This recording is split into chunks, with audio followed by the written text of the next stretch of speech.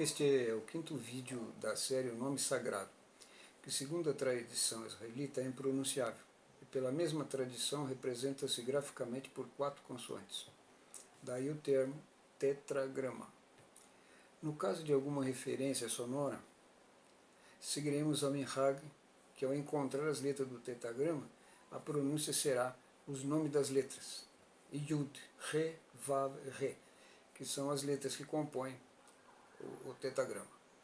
Embora o tema nome sagrado orbite em torno do tetragrama, é necessário esclarecer que a fórmula tetra somente passou a ser utilizada prioritariamente após o estabelecimento do Yishuv israelita em Canaã, já no período clássico, ou seja, do hebraico clássico.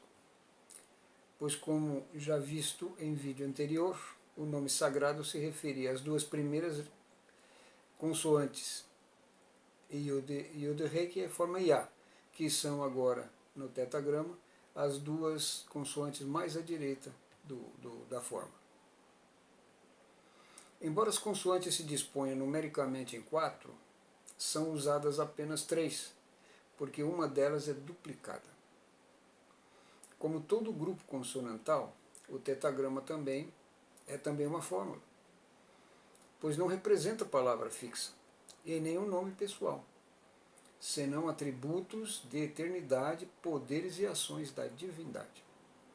A grande diferença nesse caso é que não carece de contexto para se saber que se refere ao nome sagrado.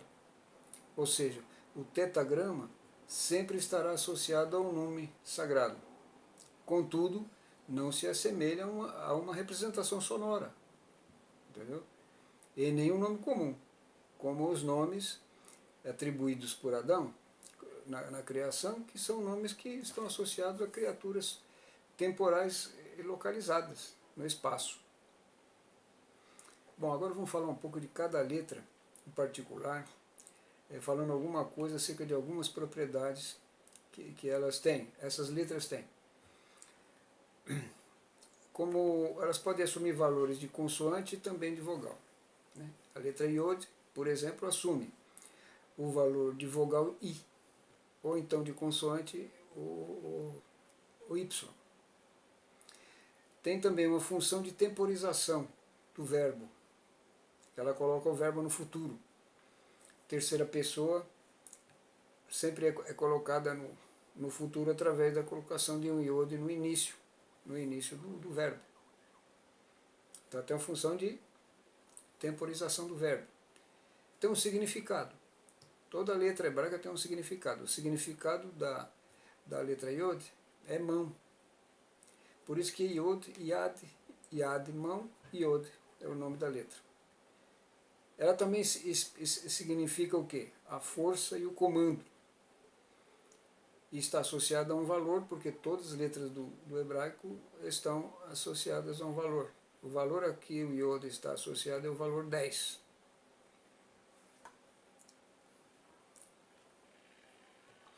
Então esse é um valor, são algumas propriedades dessa letra.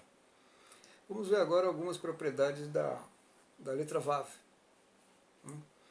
A letra Vav é diferente um pouco. Ela pode representar uma consoante, vogais e também funções gramaticais, uma função gramatical. Os sons vocálicos podem ser O, U e E. Como consoantes é a letra V e o W. As funções gramaticais de conjunção, ela associa então, nesse caso, 2 valores, U e V, ou então a vogal associada em cada uma desse grupo de palavras, onde caberá a sua função como conjunção, ou seja, conectando 2 palavras. Nós vamos ver isso aqui também. O significado dela é gancho, ou então, mas podemos escrever também com ela luz, né? Pegando um Aleph, o Vav e o Resh, então criamos a palavra Or, que significa luz. Quanto à conjunção, vamos ver alguns exemplos. Alguma frase aqui. Vayomer Yud-Re Vav-Re El Moshe Ve Aharon. Então, Moshe Ve Aharon, então Ve Aharon é a conjunção. Conjunção. Ou seja, ela coloca essas duas palavras numa relação dentro da Chesed Ve Shalom. Chesed Ve Shalom. Graça e paz. Chesed Ve Shalom. Então esse V aí é uma conjunção. Nesse caso ela tem o que também? O som de V. Não é? Vamos ver outra. Outro exemplo. Bo Uterai. Bo Uterai. Agora assumiu o valor de U. Não é? Bo Uterai. Então significa vem e vê. Então esse som é uma letra Vav que é colocada aí com esse valor e é quando ela está na função de conjunção. Agora uma palavra que está escrito também no relato do Gênesis. Tohu Vavorro. Tohu Vavorro. O que é isso? Sem forma e vazio. Né? Só que aqui a conjunção está como? Vá. Tohu Vavorro. Vá. Esse vá é a conjunção que liga essas duas palavras. Ainda na criação, Yehi-or, Va-Yehi-or. Nesse caso ela assumiu o valor vá. Va-Yehi. Vá. Yehi. Esse vá aí é a conjunção. Disse, haja luz e houve luz. Então esses detalhes, todos se relacionam com a letra Vav. Por isso que nós falamos em vídeos anteriores aí, como que a pessoa vai escolher qual é o valor da letra Vav dentro do tetagrama para dar um nome explícito ali. É um problema sério. Nós já falamos isso em outro vídeo. Não vamos repetir, mas estamos lembrando. Né? Agora a letra Re. A terceira letra, né? Ele também assume valor de consoante, é uma consoante. E tem as suas funções também, e em certo caso ela representa uma vogal também. Né? Pode ser também um acento, uma acentuação. Por exemplo, a palavra Yeshua. Yeshua é um nome próprio. Agora, Yeshua é o nome salvação, de um objeto assim, salvação. Né? O Yeshua é o nome de uma pessoa, Yeshua é o nome da salvação, desse objeto, salvação. A única diferença dessas duas palavras é que no final existe o rei. No caso de Yeshua, existe o rei. O rei ali então está funcionando como uma sílaba, uma acentuação na última sílaba. Bom, sons vocálicos ela não tem. Né? Ela tem, na verdade, aspirado. Algumas letras, só para citar essas duas ou três, né, no máximo.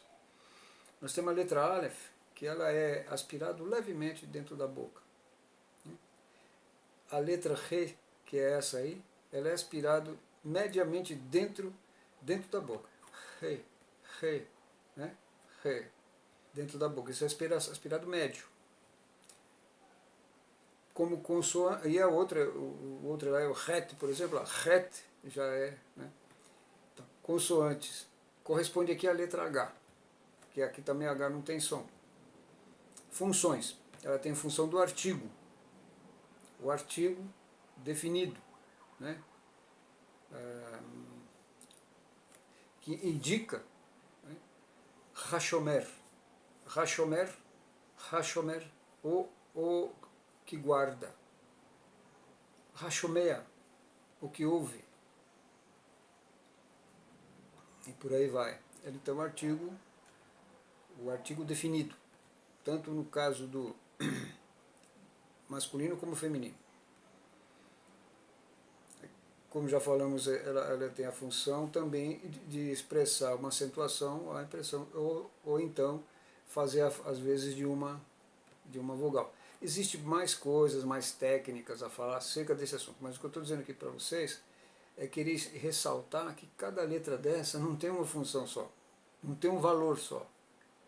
Então aquele negócio de querer dar um nome explícito para o tetagrama não tem sentido do ponto de vista do hebraico. O significado dessa dessa última letra, então, é janela. É também o fôlego, por causa da aspiração. É a autoexpressão, não é? O artigo. E o número dessa letra é o número 5. Né? Muito bem.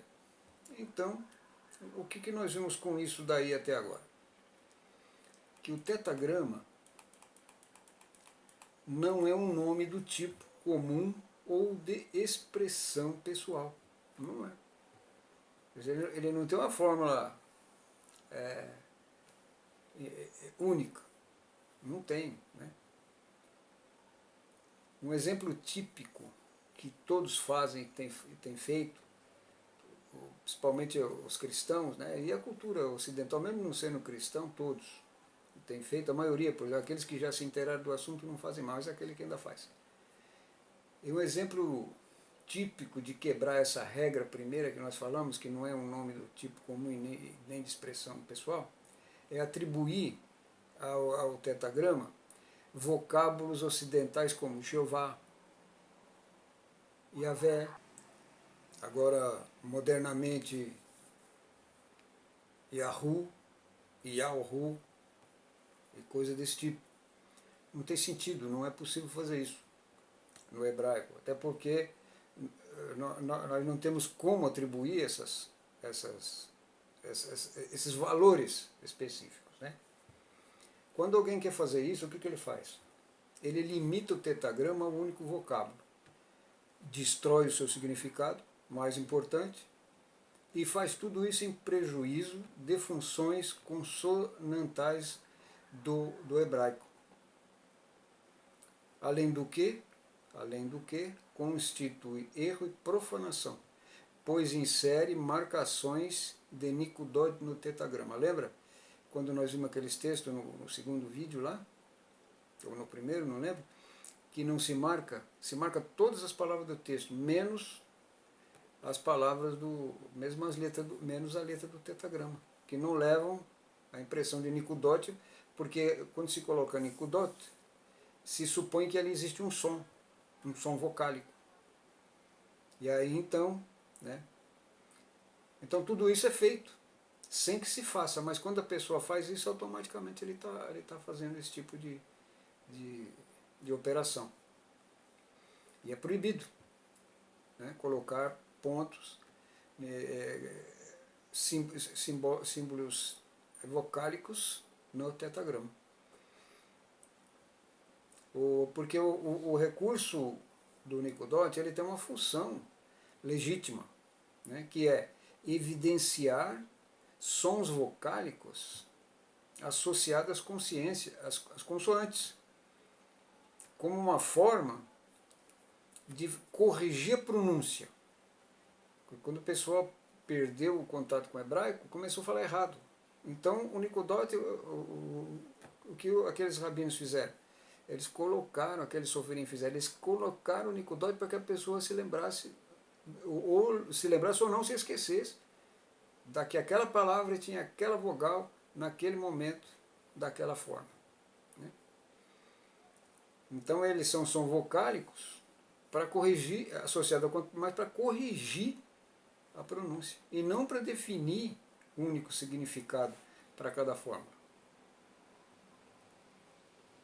Então, no hebraico, grupos de consoantes podem suportar vários sons vocálicos expressando ideias diferentes, o mesmo grupo.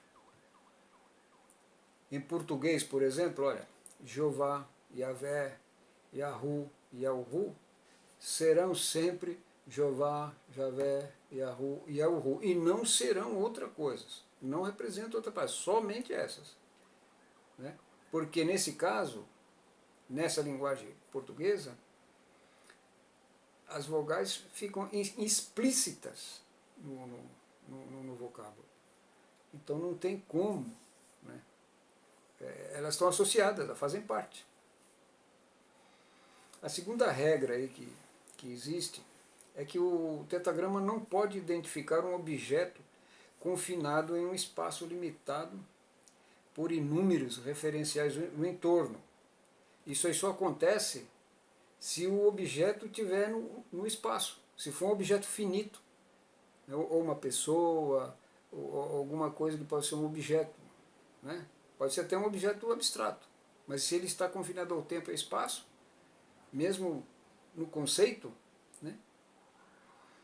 Então ele não pode receber, o tetagrama não pode representar um objeto desse, porque senão ele estaria limitando o próprio Deus a um objeto nesse espaço, nesse tempo. Aí não seria Deus, seria um ídolo. Porque o nosso Deus não vive limitado nesse espaço e muito menos nesse tempo.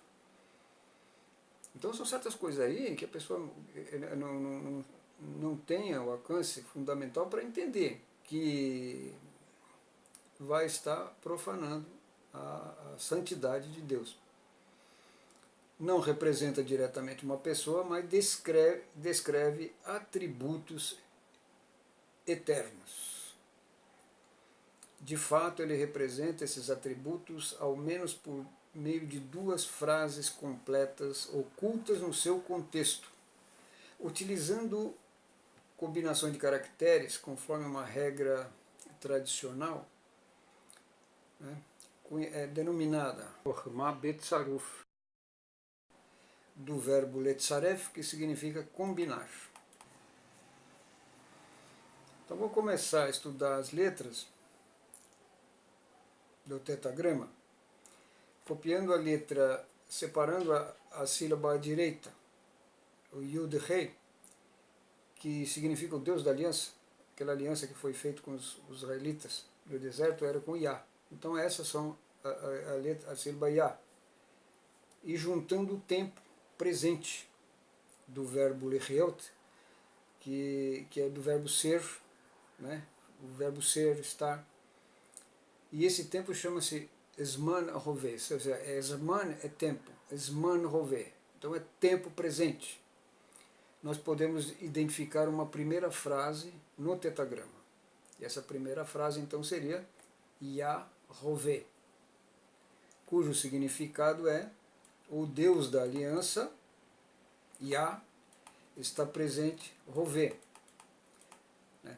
Porque a aliança foi feita no período arcaico, antes do estabelecimento do Yishuv, ainda no deserto.